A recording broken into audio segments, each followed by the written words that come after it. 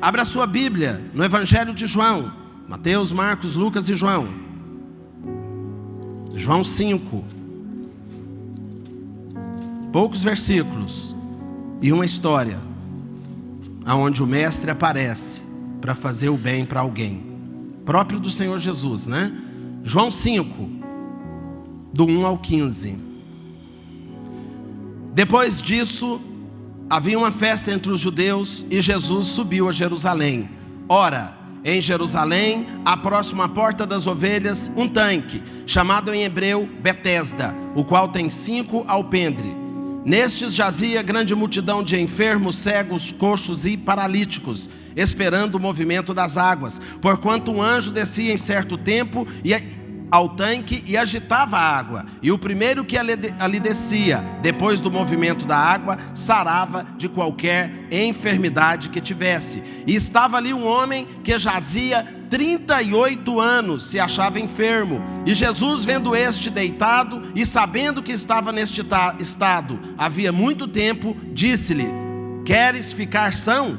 O enfermo respondeu: Senhor, não tenho homem algum que, quando a água é agitada, me coloque no tanque, mas quando eu vou, desce outro antes de mim. Jesus disse-lhe: levanta, toma a tua cama e anda. Logo aquele homem ficou são e tomou a sua cama e partiu. E aquele dia era sábado. Então os judeus disseram àquele que tinha sido curado: é sábado, não te é lícito levar a cama. E respondeu-lhe aquele que me curou, ele próprio disse: toma a tua cama e anda. Perguntaram-lhe, pois: quem é o homem que te disse: toma a tua cama e anda? E o que fora curado não sabia quem era, porque Jesus se havia retirado, em razão de naquele lugar haver grande multidão. Depois Jesus encontrou no templo e disse: eis que já estais são, não peques mais, para que não te aconteça, para que não te suceda uma coisa ainda pior. E aquele homem foi e anunciou aos judeus que Jesus era o que o curara. Diz amém. Glória a Deus. Aleluia. O título desta pregação, o título desta ministração, desta palavra que eu quero compartilhar com os amados é Betesda, que em hebraico significa casa de misericórdia. Em algumas traduções diz casa da azeitona, mas que também tem a ver, né? Porque misericórdia é o amor e a azeitona é a matriz do azeite, da onde se extrai o azeite. E o azeite na Bíblia é o Espírito Santo de Deus. Nós vemos aqui que, versículo 1, Jesus, depois disto, havia uma festa entre os judeus, Jesus subiu para Jerusalém, não é? O caminho que Jesus estava trilhando veio de uma festa. Jesus sobe de uma festa para Jerusalém, e havia ali a porta das ovelhas, um tanque chamado em hebreu Betesda, o qual tem 5 alpendres, festa, culto, celebração. O nosso milagre não acontece na tristeza, no lamúria, no sofrimento. Acontece quando você alegra o seu coração. Em quem, pastor? Em Deus. Quando nós conseguimos ver além do problema, além da dificuldade, não que o nosso problema, não que a nossa dificuldade não interesse para o Senhor, não que aquilo pela qual nós estamos passando não interesse para o Senhor, não que o Senhor seja insensível àquilo que eu esteja passando, mas aqui num dia de festa, num dia de alegria, o Senhor estava caminhando para Jerusalém, entrando nessa porta chamada Porta das Ovelhas, porque ele tinha um encontro marcado com uma ovelha dele. Diz amém. O Senhor Jesus disse assim: ora, aonde estiver 2 ou mais reunidos, eu estarei ali. Então o Senhor está neste lugar porque Ele marcou um encontro com você. O Senhor está neste lugar porque Ele marcou um encontro com as suas ovelhas. Muitas vezes nós pensamos que estamos abandonados, que a nossa luta, a nossa dificuldade, o nosso problema não está sendo visto pelo Senhor.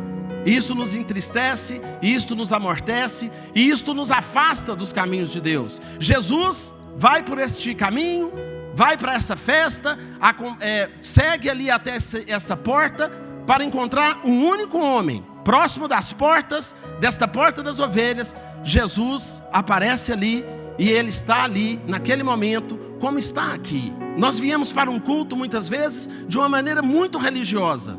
E esses dias o Senhor falou comigo algo tremendo no banco da igreja. Não é verdade? Nós precisamos deixar a religiosidade e entrar na espiritualidade. Não é verdade? Porque nós vimos para o culto de uma maneira religiosa. E talvez você diz assim: pastor, só nós, ovelhas? Não, eu também, não sei os outros pastores.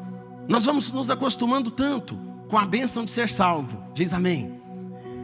Nós vamos nos acostumando tanto com a obra do Senhor, com a salvação, com um culto na quarta, um culto no domingo, outra reunião no grupo familiar, e nós vamos nos transformando em religiosos.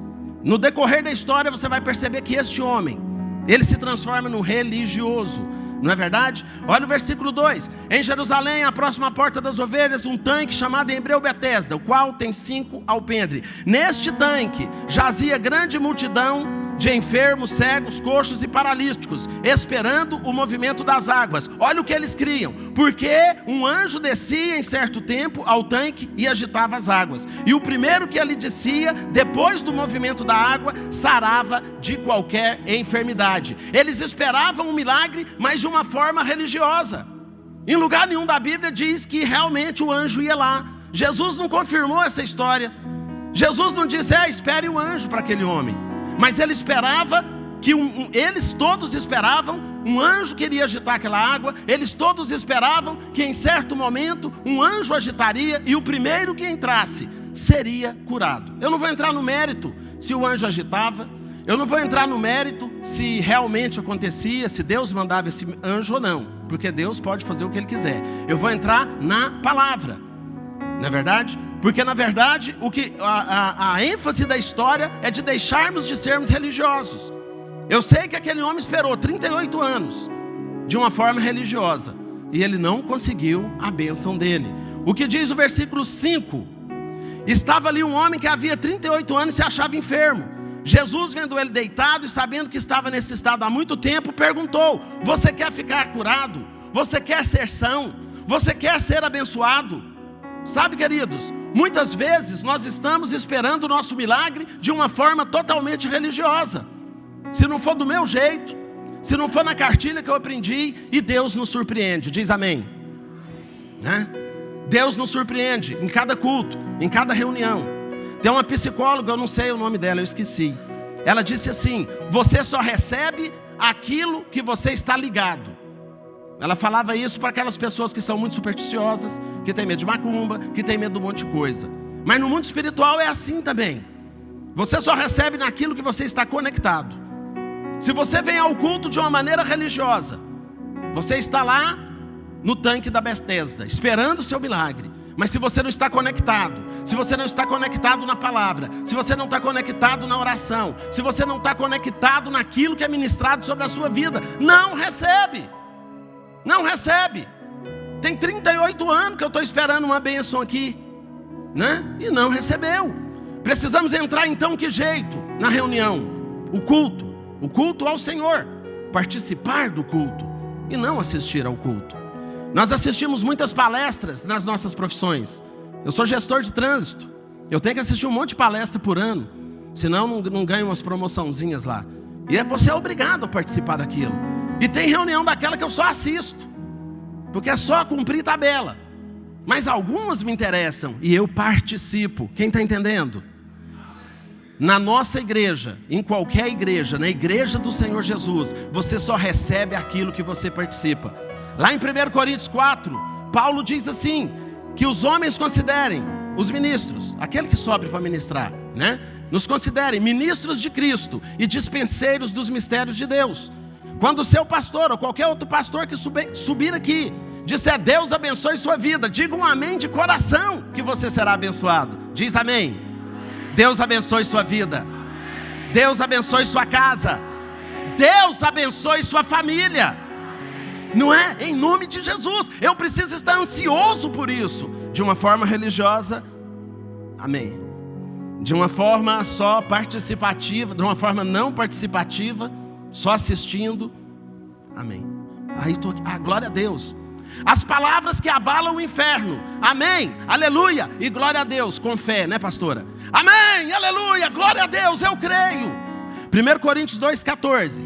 Lá diz assim, ó, eu leio para você. Ora, o homem natural não compreende as coisas do Espírito de Deus, porque elas lhe parecem loucura. Ele não pode entendê-las, porque elas se entendem espiritualmente. Mas o homem espiritual, ele discerne bem tudo, e ele de ninguém é entendido. 2 tipos de visão, 2 tipos de crente, 2 tipos de fé, 2 tipos de entender as coisas. O homem espiritual entende tudo, já o homem natural não consegue entender as coisas de Deus. Aquele homem estava com a visão natural, amortecido pelos problemas, 38 anos esperando ser curado. E Jesus fala: você quer ser curado? Ele podia ter perguntado: quem é o Senhor? Não é verdade? Quando nós temos lutas, problemas, dificuldades, e todos nós temos, em um grau maior, em um grau menor, nós começamos a ficar amortecidos, inebriados, focados, vidrados no problema. E foi assim na minha vida muitos anos. O problema era maior do que Deus, e eu não ouvia o que Deus falava. O problema era maior do que Deus. E nós temos grandes pregadores aqui. Nós temos o pastor Salma, a pastora Cássia, o Alan Brizotti. Nós temos um monte de pessoas excelentes na palavra, que eu acho que eu não deveria nem estar aqui. Isso é milagre mesmo, eu estar aqui ministrando. E essas pessoas ministram sobre as nossas vidas. Mas quando nós estamos cegos e ocupados demais com os nossos problemas ou com os nossos afazeres, muitas vezes essa palavra não penetra em nós. Essa palavra não tem eficácia nenhuma. Não porque a palavra de Deus não tem poder, mas porque eu não dei espaço para que ela tivesse poder. Quem está entendendo alguma coisa? Você vai ver aqui agora que o homem não dá espaço para a palavra de Jesus ter poder na vida dele. Jesus diz assim: você quer ficar são? Ele diz assim, ó: Senhor, não tenho homem, não tenho servo, algumas versões diz, que quando a água é agitada me coloque no tanque, mas quando eu vou, desce outro antes de mim. Esse é o versículo 7. As lamúrias, os sofrimentos, a forma religiosa de ver as coisas, ele só via o tanque. Durante muitos anos na minha vida, pastor Salmo, o senhor não sabe disso, eu só via o político que ia me ajudar. Só via o político. Eu sou decepcionado com o político, porque graças a Deus ele não me ajudou. E eu não via Deus. Durante muitos anos eu só vi um parente, um familiar que estava muito abastado. Por que não me ajuda? Durante muitos anos eu só via que as pessoas poderiam me ajudar. E Deus perguntando: quer ajuda? Quer que eu te levante? Mas eu não ouvia, porque eu era um homem paralítico. Não das pernas naturais, talvez das pernas espirituais. Em cada culto, em cada reunião aqui da igreja, o Senhor está presente. Quem crê, levanta a mão. Aonde tiver 2 ou mais reunidos no meu nome, ali eu estarei. Em cada culto, em cada reunião, o Senhor quer que eu, ou você, ou todos nós, exercitamos uma fé que possa alcançá-lo, que possa abraçá-lo e que possa ouvir a sua voz. Diz glória a Deus. Eu preciso começar a ouvir o que o Senhor tem para mim. Deus usa homens, Deus usa pessoas. E aí de repente eu já estou orando, eu já estou ouvindo o Senhor. Chega alguém e diz assim: o que é que você precisa? Deus mandou te ajudar. Diz glória a Deus. A religiosidade é o maior problema da igreja hoje. A religiosidade, o espírito da religiosidade, ele é o maior problema que afeta a nossa igreja. Sabe, queridos, precisamos abandonar o espírito da religiosidade. O culto é uma festa, diz amém. Jesus foi curar aquele homem num dia de festa, porque ele queria dizer: alegra, eu estou aqui. Dá um glória a Deus. Diz assim: estou alegre, porque Deus está aqui. Nós precisamos começar a entender, né? Nós precisamos começar a entender. Pastor, o senhor está danando comigo? Não, irmão. É 2 gumes a espada. Ela corta para lá, ela corta para cá, né? Eu aprendo também. Eu estou danando é comigo. E estou compartilhando uma palavra. O Senhor falou para ele assim, ó: queres ficação? Eu não tenho homem nenhum, não tenho servo nenhum. Essa água agita, ninguém me leva igual lá. Levanta, toma a tua cama e anda. Diz amém. Glória a Deus. O versículo 8, sabe o que é isso? O Senhor dá um comando. Porque Jesus, muitas vezes, Jesus conhece toda a minha história, Jesus conhece toda a sua história. Lá em Jeremias falou assim, ó: antes que nasceste, disforme no ventre da sua mãe, O espermatozoide tinha acabado de entrar. Foi eu que permiti que fosse aquele lá, que era você. Diz amém. Você já é um vencedor, diz amém. Então, o Senhor conhece toda a nossa história. E eu quero dizer algo terrível para você, talvez, de ouvir, né? Se você for um pelinha de ovo. Muitas vezes o Senhor só quer que nós creiamos nele. O Senhor não quer ouvir a ladainha, a história triste. Porque quando eu lamurio, eu posso orar, eu posso clamar, eu posso chorar para o Senhor. Mas tem que ter um tempo. Jó falava, eu sei que o meu Redentor vive, não é? Eu sei que o meu Redentor vive, eu sei que o meu Redentor vive. Já pensou Jó toda hora? Porque eu era muito rico, eu tinha muito boi, muito jumento, muita cabra. Mas meus filhos eram os mais bonitos da terra, minha mulher mais bonita da terra. Deus matou tudo, vira uma ladainha interminável. Jó dizia, eu sei que o meu Redentor vive. E quando alguém falava alguma coisa contra o Senhor, Jó falava assim, não sabe o que fala, né? Maldito até o dia que eu nasci, mas Deus é santo. Diz amém. Glória a Deus, aleluia. Então o Senhor não quis ouvir a história triste. Eu quero dizer algo para você nessa noite. Por maldade? Não. Porque o Senhor Jesus queria dar uma lição naquele homem. Não, a lição era de amor. É porque o Senhor Jesus chegou naquele dia para pôr fim à história triste. Acabou a história triste da sua vida. Diz amém. Sabe, queridos, nós precisamos orar, clamar e chorar sim, mas até que ouçamos a voz do Senhor. Eu preciso ouvir a voz do Senhor. E nós pensamos e fomos ensinados errado. Eu fui ensinado errado, eu sou crente desde que nasci. Ora mais, ora mais. E você ora, clama, que fica rouco e acabou. Pode orar muito, mas tente ouvir a voz do Senhor, né?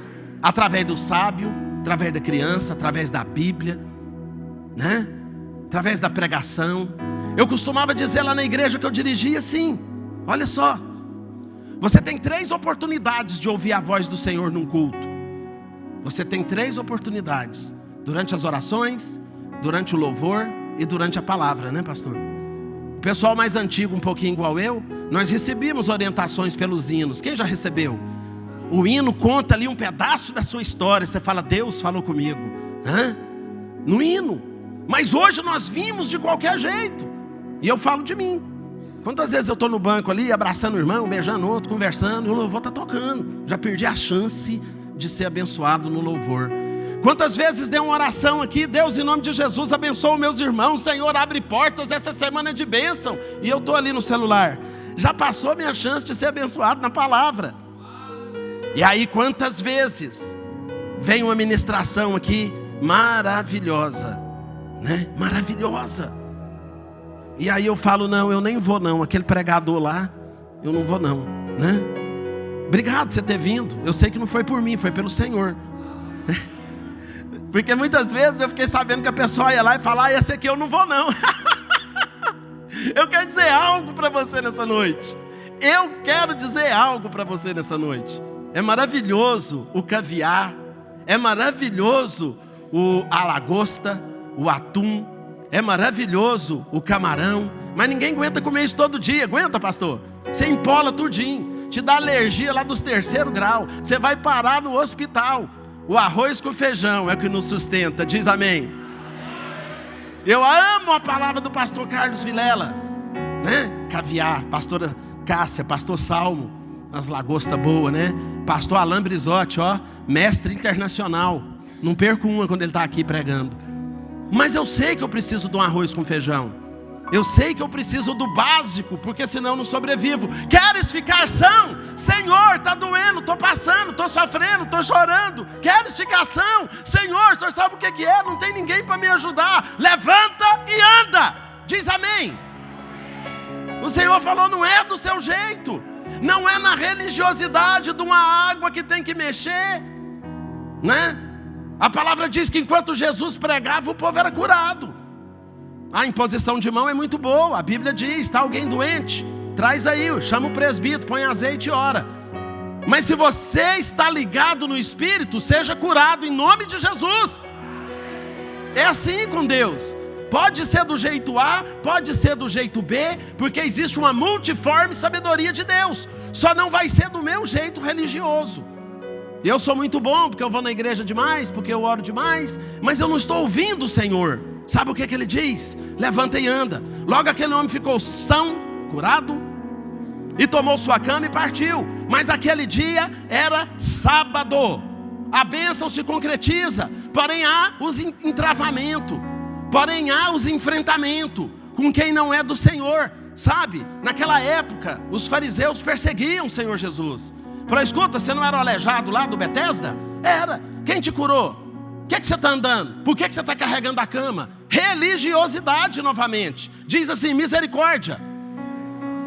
Quando alguém te falar: escuta, mas você crê no que diz a Bíblia? Vivemos dias em que a Bíblia está sendo muito confrontada. Eu não sei se com você está assim. No meu trabalho está terrível. Terrível, todo mundo confronta a Bíblia. A Bíblia não está mais certa. A Bíblia é, pastor Ricardo, útil nos nossos dias, e a pessoa faz desse jeito. E é difícil, porque às vezes o cara é mestre, é doutor, é pós-graduado, né? E Deus dá sabedoria para o servo. E a Bíblia é útil nos nossos dias, numa sociedade moderna, numa sociedade evoluída, altamente tecnológica. Eu quero dizer algo para você nessa noite, que talvez ouviu isso. A Bíblia é altamente aplicável nos dias de hoje, porque a essência do ser humano não mudou. Trava-se guerra, domínios por sexo, dinheiro e poder, até hoje. O que o homem quer é o que ele queria 10 mil anos atrás. Então a essência não mudou. Mudou o externo, mas o interno não. Então a Bíblia é sim, a Bíblia é sim aplicável aos nossos dias. Os judeus foram confrontar com religiosidade. Quem nos confronta com religiosidade. Mais uma campanha, mais uma oração, mais um culto. Você dá dízimo, você não dá dízimo? Dízimo é para o pastor? Dízimo é para a igreja? Dízimo é para quem? Então a religiosidade é que vem bater de frente com aquilo que vem da palavra de Deus para você. O diabo sempre usa um pretexto, ele sempre usa uma situação religiosa. Não sirva o Senhor com religiosidade. Sabe, eles falaram: olha, por que você anda? Ele falou: não sei, quem me curou mandou eu levar a cama. E quem é que te curou? Quem é que te falou? Sabe, queridos, num primeiro momento aquele homem até diz: não sei. Não sei, olha o que ele diz. Quem é o homem que te diz: toma a tua cama? No 13 ele diz assim: não, ele não sabia quem era Jesus. E Jesus já tinha se retirado daquele local. Não é verdade? Eu quero dizer algo para você que tem vergonha de anunciar as bênçãos que Deus te dá, que tem vergonha de anunciar o Evangelho, de falar de Jesus no teu trabalho, na tua escola. Até o dia que você não conhecia Jesus e era abençoado, é o caso desse homem. O Senhor não te cobra nada disso. Não tem como eu falar de algo que eu não sei.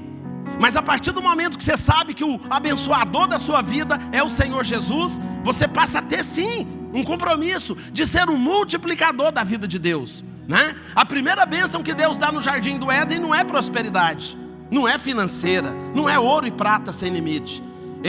E a Bíblia diz: criou homem e mulher e os abençoou e disse: sejam milionários, não, sejam fecundos, crescei e multiplicai, né?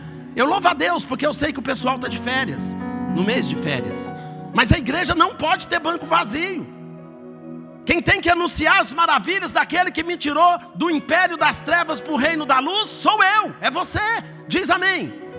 Cada banco vazio da minha igreja tem que ter um nome.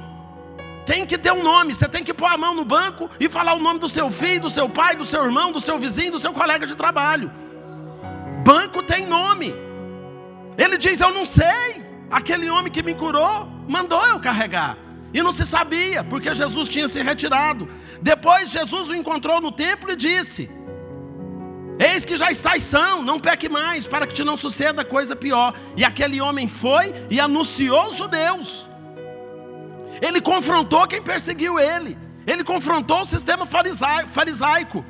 Foi Jesus que me curou, viu, seus fariseus? Vocês andou perguntando e eu vou falar. Foi Jesus, diz amém. O autor da nossa bênção, Jesus, não é a religiosidade. Eu quero dizer algo para você que talvez você já sabe. Todo mundo já sabe disso. Se não sabe, fique sabendo. Igreja somos nós, diz amém. Aqui é o templo, o lugar de adorar. Mas a igreja do Senhor são pessoas, seres vivos. Tem coração, tem perna. O Senhor quer pessoas. Então não é o catolicismo, não é lá o evangélico. Jesus quer saber de nada disso. A minha igreja, né? As portas do inferno não prevalecerão sobre ela. Eu quero dizer algo para você nessa noite. Não venha, não participe de uma forma religiosa.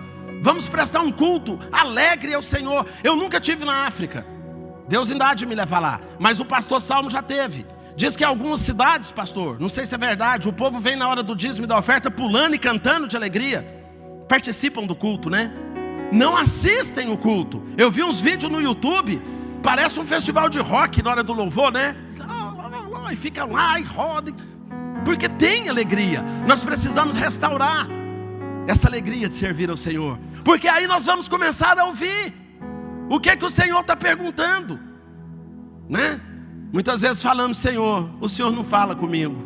Aí o Senhor diz: você está envolvido com o seu problema mais do que comigo. Você está envolvido com a sua luta mais do que comigo. Você está envolvido com as suas dificuldades mais do que comigo. Eu quero dizer para você: o Senhor é maior do que isso tudo. Busquemos ao Senhor enquanto se pode achar. Invoquemos o nome do Senhor, porque Ele está perto. Diz amém. Luta, problema, dificuldade, caia por terra em nome de Jesus. Pastor, mas é tão grande. Deus é maior. Mediu os céus, a terra, os oceanos, o universo e tudo que há na palma da sua mão. Deus é maior. Você está aqui hoje porque Deus te escolheu para estar aqui hoje. Você pode ter entrado com um problema, uma luta, uma dificuldade. Ela vai cair por terra, porque o Senhor Jesus que estava no tanque da Betesda, o Senhor Jesus que estava no tanque da porta das ovelhas e que perguntou para aquele homem: o que é que você quer? Ele está aqui. E eu sou ousado em dizer que pergunta para você: e aí, o que você quer? Não tem pouco ouro, não tem pouca prata, porque isso para o Senhor não é nada. Tem muito amor, tem muito poder. O Senhor é rico em benevolência, rico em misericórdia. Amém?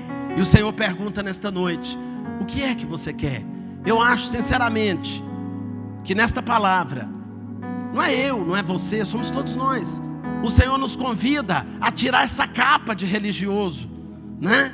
Tem pessoas da minha época, eu dou glória a Deus pelos jovens, eles são menos hipócritas, porque o pessoal da minha geração era mais hipócrita. Nós não brincávamos, não ríamos. Eu tive muito problema dentro de igreja, porque eu sou brincalhão, eu rio, eu brinco, né?